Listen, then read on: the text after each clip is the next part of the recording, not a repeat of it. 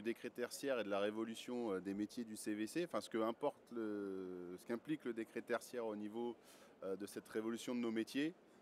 Je ne suis pas Joséphine Ledoux, j'excuse son absence suite à des problèmes de transport, voilà. Et donc on va parler de ce fameux décret tertiaire et de ce que ça va impliquer dans nos métiers. Tout d'abord, c'est une révolution d'objectifs.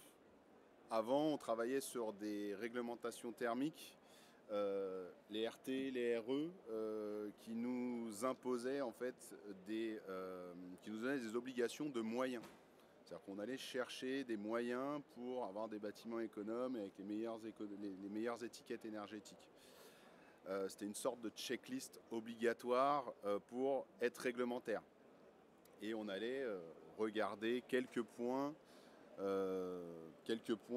d'usage, le chauffage, l'éclairage, les auxiliaires, etc. Et sur des usages bien définis. Et on n'avait pas de réelle mesure et de suivi du fonctionnement du bâtiment.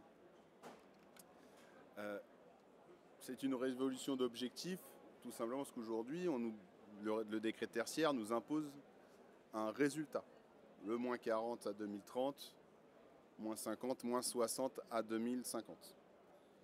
Et là, on est sur une obligation, plus de moyens, mais vraiment une obligation de résultat. Il faut donc qu'on change notre méthode de travail, en particulier pour les bureaux d'études comme nous, dans l'analyse du bâtiment et pour pouvoir atteindre ces fameux objectifs. Donc c'est une révolution de méthode. Et sur cette révolution de méthode, dans la RT, on allait chercher 5 usages spécifiques. Chauffage, ECS, éclairage, auxiliaire, comme je disais tout à l'heure.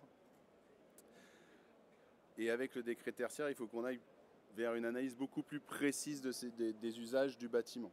Et pas uniquement s'arrêter à ce qui était réglementaire des anciennes RE.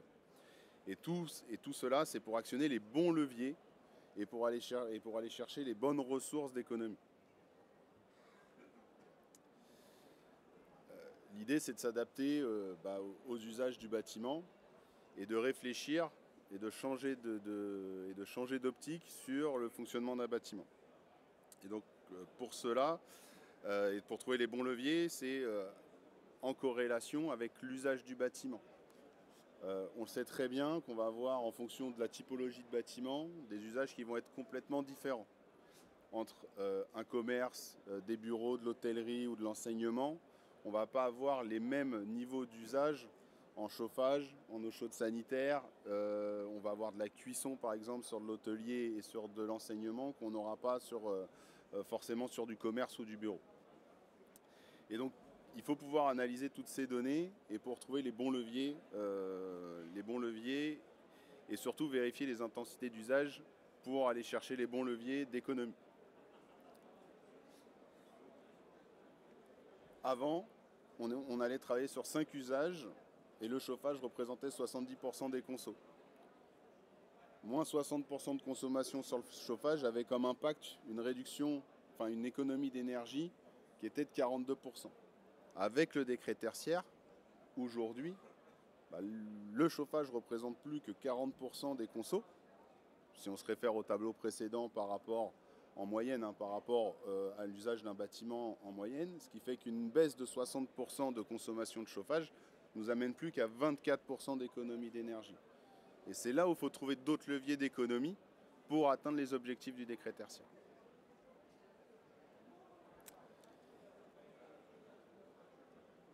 Il faut s'approprier une nouvelle stratégie. On s'aperçoit que 25% des dérives des équipements CVC sont liés à des mauvais réglages. Donc il va falloir automatiser un maximum et veiller à ne pas avoir ce type de dérive. On va avoir des consommations de cuisson sur une boulangerie par exemple qui vont être de 50%. Donc il y a certainement des nouveaux métiers qu'on doit s'approprier sur le changement d'équipement qui sont de la production, là pour le coup. Et sur des bâtiments de bureaux, on a 21% en moyenne de consommation qui sont liés à l'usage de l'informatique. Je pense qu'on a tous aujourd'hui dans nos poches, dans nos mains et sur nos bureaux des ordinateurs, des équipements électroniques qui sont consommateurs. Donc ça fait partie aussi des stratégies qu'on doit aborder pour atteindre les objectifs du décret tertiaire. Pour cela, il va falloir compter. Il va falloir mettre en place des plans de sous-comptage, vérifier chaque usage et comprendre où sont les gisiers d'économie qu'on peut aller chercher par rapport aux usages. Et donc, il faut mettre en place des plans de sous-comptage. Il y a la partie humaine, et donc on dit l'usage au cœur de la démarche. Il y a aussi la partie humaine, la pédagogie qu'on peut avoir au niveau d'un bâtiment pour avoir un meilleur usage, une meilleure utilisation du bâtiment pour aller chercher des économies d'énergie. Je vais donner un exemple tout bête, mais ça passe par le fait d'éteindre la lumière en sortant de son bureau ou de couper de mettre en veille, etc. Donc il y a aussi une partie de pédagogie qui n'est pas uniquement technique qu'il faut aborder dans cette révolution qui découle du décret tertiaire. Quel est notre rôle dans la notion de confort? Le rôle du professionnel CVC, c'est d'informer. D'informer, on va avoir compté, on va avoir modélisé le bâtiment, c'est d'informer l'usager du fonctionnement de son bâtiment. C'est l'accompagner dans le changement, c'est lui apporter les clés pour justement aller chercher ces gisements d'économie, parfois sur de l'usage, parfois sur du changement de fonctionnement de son bâtiment. Et encore une fois, mesurer, mais ce n'est pas uniquement mesurer, c'est aussi présenter le résultat de ces mesures et accompagner, toujours accompagner dans le cadre de ces mesures. Ça, c'est notre rôle.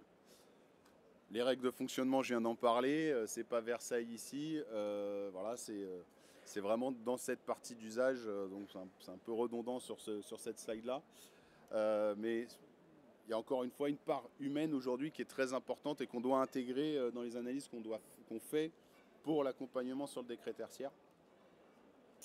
Et chose très très importante, c'est la prise en compte de l'intermittence. Vous n'êtes pas sans le savoir qu'un bâtiment de bureau, qu'un commerce, et encore pire dans le cadre de l'enseignement, on a des taux d'inoccupation qui sont très importants. Et donc c'est aussi modifier l'usage de ces bâtiments et de leur destination. Sur des bureaux, ça va être la remise en question de l'usage et le flex office qui se développe de plus en plus, c'est-à-dire avec du télétravail, des espaces plus petits. On va réduire les surfaces de bâtiments pour pouvoir accueillir correctement les collaborateurs, mais également permettre de gérer cette intermittence, avec des collaborateurs qui ne sont pas au bureau tous les jours. Et donc ça, dans la réflexion aussi, a une énorme importance dans la refonte d'un bâtiment, par exemple. Alors une fois qu'on a fait toutes ces actions, il faut qu'on puisse les mesurer, les quantifier. Le décret tertiaire, il s'étale jusqu'en 2050. Il y a la plateforme Opérate qu'il faut intégrer, où il faut intégrer les consommations et montrer qu'on est sur l'atteinte des objectifs. Et donc il va falloir suivre, améliorer et réagir en monitorant en fait et en pilotant les installations techniques, et pas que les installations techniques, qui vont permettre de visualiser les dérives potentielles et les corriger rapidement, d'avoir un outil aussi qui va permettre d'agréger les données et de permettre une analyse rapide de ces données, et bien sûr, in fine, d'avoir des données de consommation, vu qu'on aura au préalable mis en place un plan de sous-comptage pour pouvoir pousser les données de consommation sur la plateforme et atteindre les objectifs.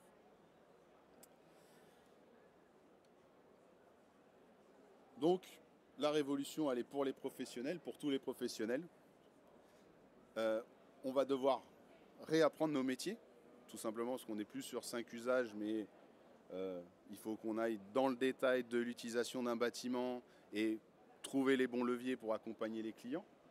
On va devoir piloter, c'est-à-dire que là, on a un rôle d'autant plus pédagogique par rapport à avant au niveau des clients, des usagers du bâtiment pour justement réussir à atteindre ces objectifs.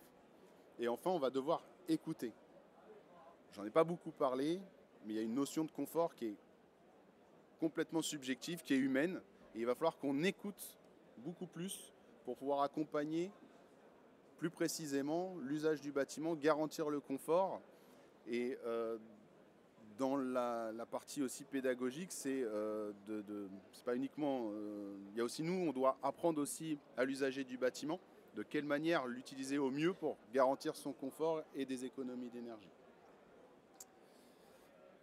Je finis là-dessus. Si vous avez des questions, allez-y.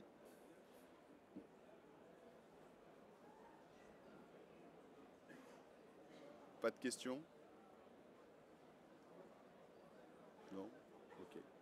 Oui?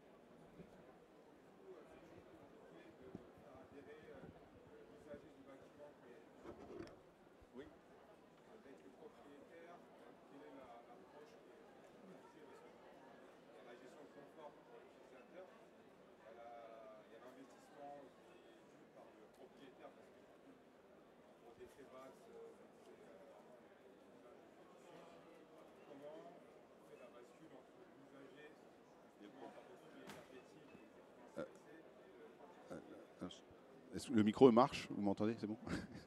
Donc je reformule et vous me dites si je ne me trompe pas. En fait, c'est comment nous, professionnels du CVC, on vient accompagner le propriétaire bailleur du bâtiment de l'exploitant qui va avoir l'activité sur place. Bah, quand on prend... Et, quand je parle de l'exploitant, je parle de l'entreprise qui va prendre à bail avec son activité. Bah, en fait, c'est le propriétaire du bâtiment, il possède une enveloppe avec ses performances. Et dans le cadre du décret tertiaire, c'est l'exploitant, c'est l'activité qui va définir son caractère tertiaire et ses obligations de résultat. Bien sûr, c'est comme quand on est locataire d'un appartement, bah, il faut l'appui du propriétaire. Et alors, vous parlez d'un autre sujet, mais qui est complètement lié, qui est le décret BAX derrière, qui vient s'intéresser à tout ce qui est comptage, pilotage des installations. Bah là, très clairement, il faut que nous, on soit, je parlais d'écouter, d'accompagner, bah, il faut montrer que c'est de la valorisation de patrimoine pour le propriétaire, de faire des travaux qui vont lui permettre d'avoir un bâtiment qui est plus économe et d'aller chercher de la rentabilité sur sa location. Hein, on va parler, ça reste de l'argent. Et pour l'exploitant, le locataire, le preneur à bail qui est sur place, bah, c'est de réduire ses consommations. Et donc c'est aussi de l'argent qui va être gagné. Donc c'est pas des travaux qu'on met en l'air, c'est de l'investissement. Et si on veut aller encore plus loin que ça, on a aujourd'hui tout un tas de mécanismes qui permettent d'aider à ce type de travaux. Voilà. Est-ce que ça répond à votre question? Je suis dedans tous les jours, je sais. Voilà, mais en fait, c'est là où nous, on doit être force de conseil et d'accompagner au maximum pour faire comprendre que c'est un intérêt commun du propriétaire et du preneur à bail. Voilà.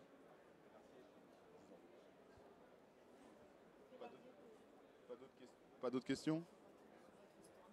Voilà. Et si vous souhaitez aller plus loin sur le sujet, on est au stand ST2, juste à l'entrée ici. Voilà, on est NERA Conseil, n'hésitez pas à passer nous voir. Merci.